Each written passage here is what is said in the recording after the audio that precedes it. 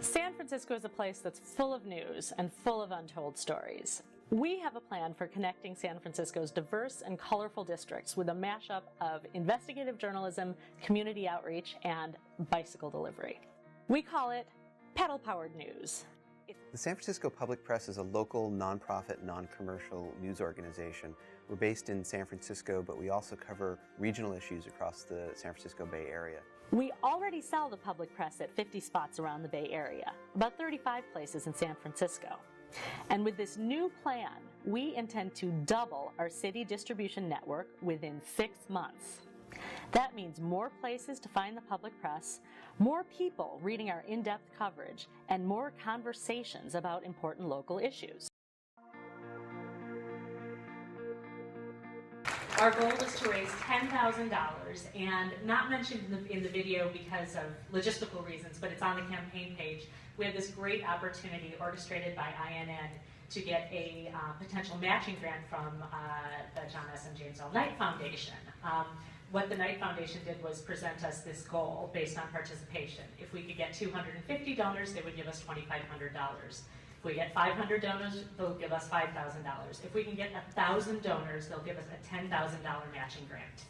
And so the point is with participation, a $1 donation counts. So the exciting thing about this is that we already met our Kickstarter goal, which means we're getting everything we raise on Kickstarter plus whatever we raise through the participation goals. And surprisingly, we were able to raise that money, the basic goal, fairly quickly. Getting the additional $1 donations has been challenging. So how we got here, and I mentioned Michael Stoll, who is our executive director, and the bicycle, because if you know Michael, you know he rides his bike everywhere. And from the very beginning, when he came up with the idea for the public press, he always had it in his head, wouldn't it be fun to deliver this newspaper by bicycle? And here we are today.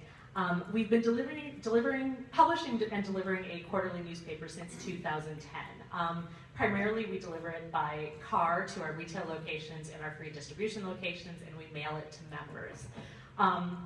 Sometimes in San Francisco, using a car is actually not the easiest way to get these papers delivered. You either need to take 2 people, and in this case we're paying our delivery people because one person's in the car and one person runs it in, or you have to deal with finding parking and paying for parking, and in downtown areas it becomes quite challenging. So there are benefits of bicycle delivery in a dense urban grid.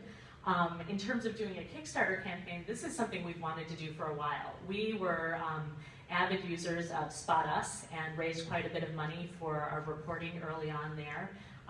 We had taken a break from crowdfunding for a while, thinking about how we were going to do something on Kickstarter.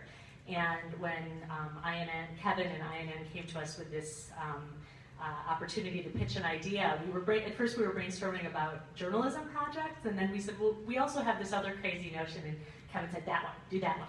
So, as far as why we thought this idea would work out well, bicycling is very big in San Francisco. The work that we do and the journalism we do is very serious, but I think the personality of our organization is actually kind of charming and quirky. Michael, I don't know if you would agree with that, but I think this idea fits in with that. We are delivering serious journalism, but I think there's a way to have a little bit of fun with this, and I think this campaign has some of that spark and charm. What worked well? People did like the idea. Having the script and storyboard for the video sort of guided the way that we presented the idea in our campaign.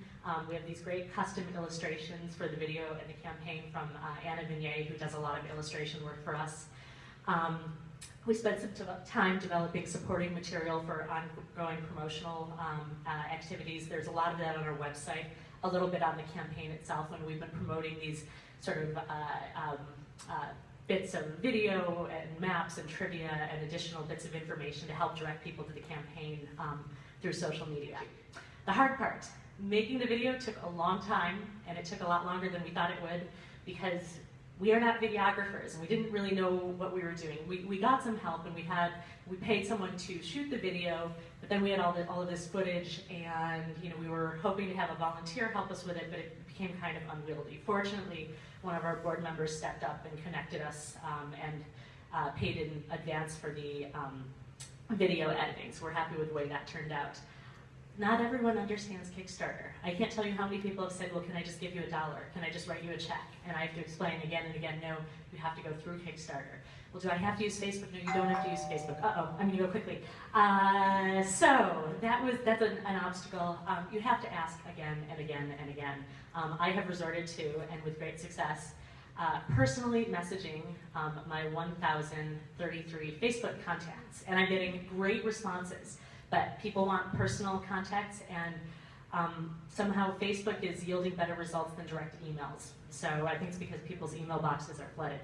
1,000 is a big number. We are halfway there, almost, with your help. How much did it cost? So the actual expenses for this, I added them up together, but the videographer, video editor, and illustrator together were $1,650. We had to buy a hard drive to hold the footage because there was a lot of it. And we spent about $300 on these promotional postcards, which we handed out at various events, left in cafes and bookstores and laundromats around San Francisco. We borrowed the GoPro camera, which Michael was wearing, which is how we got all of the cool street footage. We also borrowed the bike trailer from the San Francisco Bicycle Coalition. What we would do differently next time. Making the video took a lot longer than we expected it would. I thought we had done a good job explaining to everyone in the organization how we needed their help promoting this campaign. We did not do enough.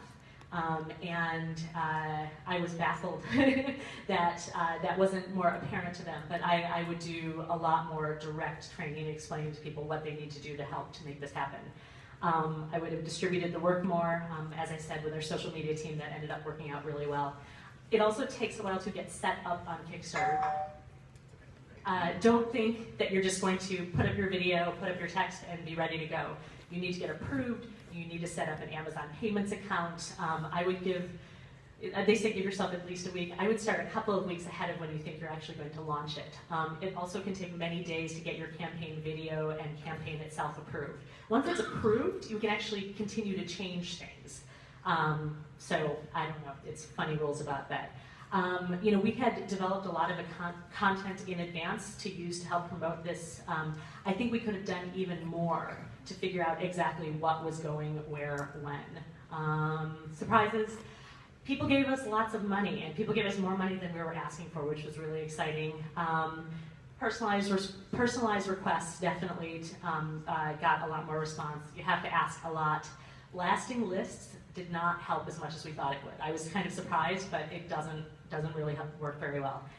We have a whole bunch of new members, so in terms of a membership campaign, this has been amazing.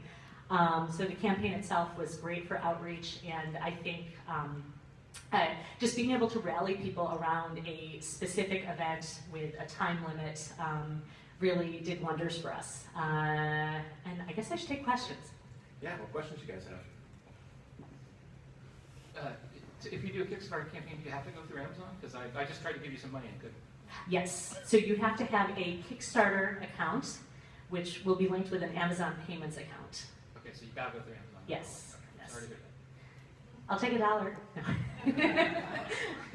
I managed to get through, but I have Amazon. Quick question. We have been contemplating doing some kind of crowdfunding or Kickstarter, and people I've talked to who have done these campaigns have said that it's an unbelievable amount of work.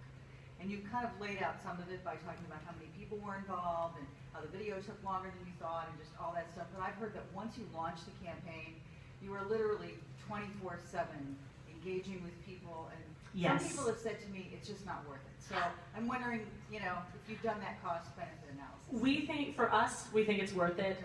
Yes, for the money, but even more so for the outreach opportunity. And I think we've connected with a whole bunch of people who we weren't connected with before, and connected more strongly with people who we sort of had tenuous connections with. One thing we would have done differently, we went back and forth about whether to do a 45-day or a 30-day campaign, and we said, well, let's just do 30 days.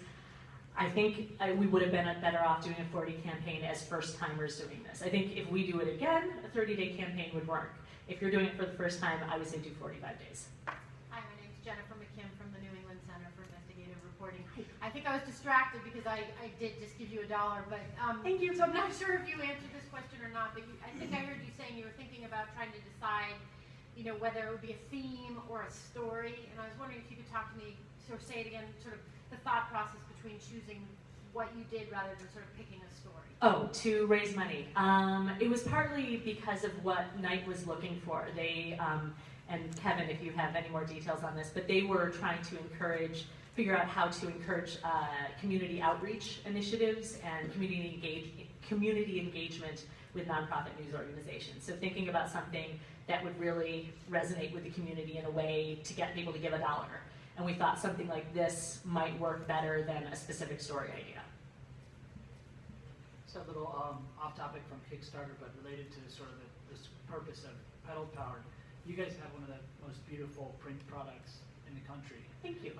And there's a lot of online-only nonprofits. So can you talk a little bit about the economics of maintaining such a high-quality, large-format print product, and how this campaign was really focused around distributing that product? So I think a lot of nonprofit news organizations find that print product to be unsustainable, and also the fact that there are still no ads.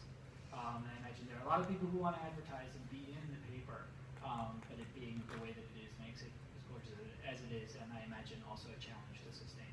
So, so many people in the room here are way better at raising money than we are, so I will let them talk about that. But in terms of keeping down the cost of doing a print product, I can tell you it's not actually that expensive.